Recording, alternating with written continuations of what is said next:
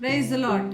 ఈ దినము దేవుని వాక్యము నుండి సామెతల గ్రంథము 16వ అధ్యాయము 3వ వచనము చదువుకుందాం. నీ పనుల భారము యెహోవా మీద నుంచుము, అప్పుడు నీ ఉద్దేశములు సఫలమగును. మనందరికీ పనులుంటాయి, కానీ ఆ పనుల గురించి స్పష్టత లేక అవి భారంగా అనిపిస్తాయి. ఆ భారాన్ని మోయలేక మనం ఎంతో సతమతం అవుతూ ఉంటాం.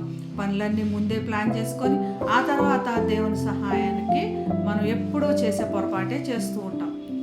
దేవుడు మోషేకి ఒక పెద్ద పని అప్పగించాడు. ఇశ్రాయేలీలందరినీ ఐగుప్తుల్లో నుంచి బయటికి తీసుకురావడానికి పెద్ద పని అప్పగించాడు. మండుచున్న పొద ముందు మోషేతో దేవుడు మాట్లాడుతున్నాడు, నీ చేతిలో ఏముంది అని.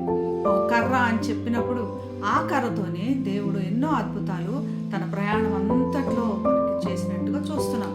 కాబట్టి మన చేతిలో మన సమస్యలకు సొల్యూషన్ ఉందని మనం తెలుసుకోలేకపోతున్నాం. అది కేవలం దేవుని సహాయం వల్లే మనకు దొరుకుతుంది. కాబట్టి దేవుని మీద ఆనుకొని మన పనుల భారం తొలగించుకుంటకు ప్రార్థన చేద్దాం. పరిశుద్ధుడైన యేసయ్య, మా పనుల భారం తొలగించుమని, మా పనులన్నీ సఫలం చేయమని యేసు నామమున ప్రార్థిస్తున్నాం తండ్రి. ఆమేన్.